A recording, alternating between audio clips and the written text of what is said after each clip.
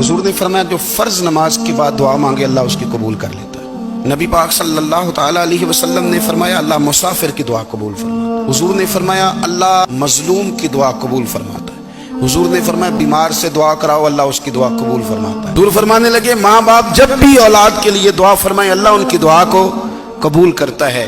आप अपना ताल्लुक बनाएं दुआ के साथ, इबादत के साथ, मुसल्ले के साथ रिश्ता बनाएं, इस्तिगफार पढ़ें। सलाहुद्दीन अय्यूबी सलेबी जंगों में थे।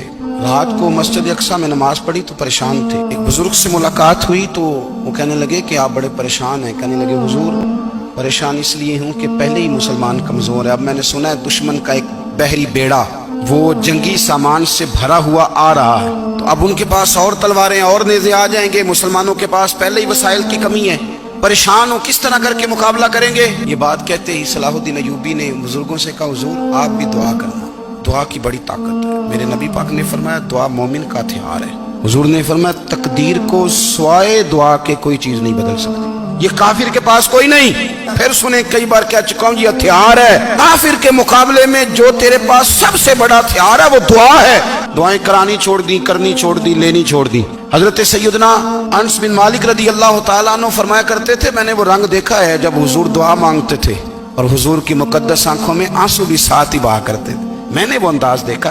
तो सलाहुद्दीन अय्यूबी बुजुर्ग से कहने लगे आप भी दुआ कीजिए, और खुद रोने लगे और सर सजदे में रख के रोने लगे और इशा से लेकर फजर तक रोए।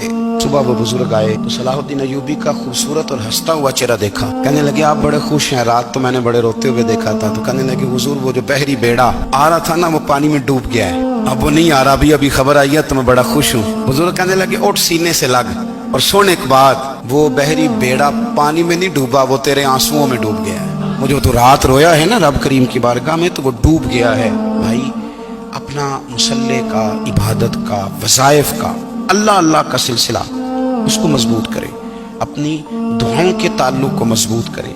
दुआएं बड़े इनकलाब बर्पा कर देती हैं। नबी करीम अलैहिस्सलाम ने फरमाया बंदा नफलों के जरिए रब के करीब जाता है और इतना करीब जाता है कि फिर अल्लाह उसकी जुबान बन जाता है, अल्लाह उसकी आंखें बन जाता है, कान बन जाता है, हाथ और पैर बन जाता है। तो ये तो इबादत है, ये तो अल्लाह की बारगाह की हाजिरी है जो आपको अल्लाह के करीब करेगी। और हुजूर फरमाते हैं कुछ नफल नमाज घर में भी पढ़ा करो, घर को कब्रिस्तान न बनाओ। हमारा घर अल्लाह के जिक्र से आबाद हो।